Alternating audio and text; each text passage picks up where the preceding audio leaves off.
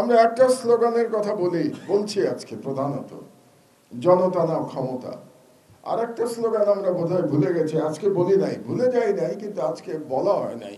আমরা আর একটা বলেছিলাম তার সাথে সেদিন, দিল্লি না ঢাকা।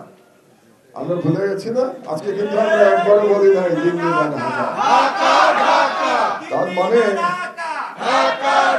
তার মানে এই বিপ্লব, আমি তো মনে করেছিলাম এই বিপ্লবের সাথে এই প্রশ্নগুলোর নিষ্পত্তি হয়ে গেছে। আমাদের আনাস, আমাদের আবু সাইদ, আমাদের মুগ্ধরা, আমাদের ওয়াসিমরা, তারা সিদ্ধান্ত দিয়ে গেছে যে ঢাকাই সব, দিল্লি আর আমাদের উপরে চোখ রাঙাতে পারবে না। আমাদেরকে জানিয়ে গেছে ক্ষমতা জনগণের কাছে, ক্ষমতা কোনো রাজনৈতিক নেতার কাছে না, যে রাজনৈতিক নেতার কথায় দেশ পরিচালিত হবে। সেই দিন এই বিপ্লবের মাধ্যমে সেই দিন পার হয়ে গেছে, এটা আমাদের বোঝা উচিত। আপনাদেরকে একটা কথা বলি, গণতন্ত্র কেবলমাত্র একদিনের জন্য না। একদিন ভোট দিলাম আর গণতন্ত্র শেষ হয়ে গেল, বাকি 5 বছর আর কোনো খবর নাই, বাকি 5 বছর জনগণের আর কোনো অধিকার নাই। এই একদিনের গণতন্ত্রের এই ধারণা থেকে আমাদেরকে বেরিয়ে আসতে হবে।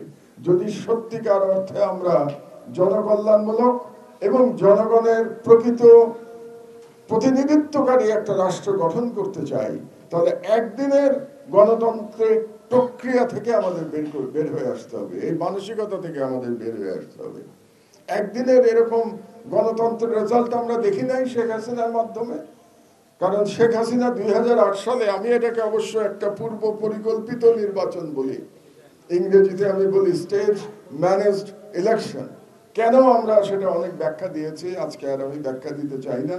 অনেকবার লিখেছি যে এটা নির্বাচনের প্রায় 1 বছর আগেই ঠিক করা হয়ে গেছিল যে 2008 সালে কে জিততে যাচ্ছে। তো এরকম একটা স্টেজ ম্যানেজড ইলেকশনের রেজাল্ট কিন্তু আমরা দেখেছি একটা ভয়ানক ফ্যাসিস্ট সরকারের মধ্য দিয়ে। এরকম একদিনের গণতন্ত্রের এক্সাম্পল আমরা হিটলারের মধ্য দিয়েও কিন্তু দেখেছিলাম।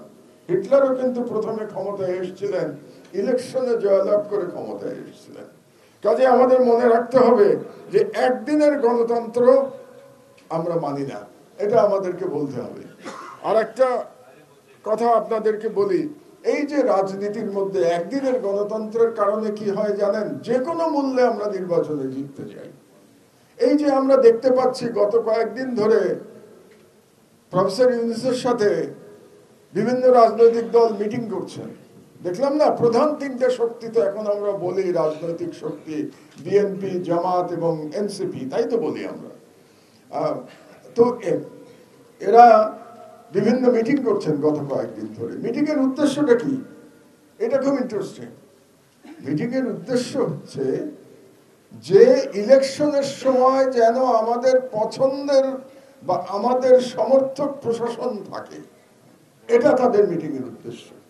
তারা আলোচনা করতে যান যে ডিসি কে থাকবে, কমিশনার কে থাকবে, এসপি কে থাকবে ইলেকশনের সময়। এটা হচ্ছে তাদের প্রধান আলোচনার বিষয়বস্তু। তার মানে হচ্ছে আমার দলের প্রশাসন যদি থাকে তাহলে ওই নির্বাচনে আমি যেন তেন প্রকারণে উপায়ে আমি জয়লাভ করব। তাহলে এই গণতন্ত্রের চর্চা থেকে আমাদের বেরিয়ে আসতে হবে। এখান থেকে বেরিয়ে আসতে হলে এই বিপ্লব অব্যাহত রাখতে হবে। কে বলে আমাদের জুলাই বিপ্লব শেষ হয়ে গেছে? বিপ্লব চলমান, বিপ্লব কোনোদিন শেষ হয় না, এটা আমাদের মনে রাখতে হবে।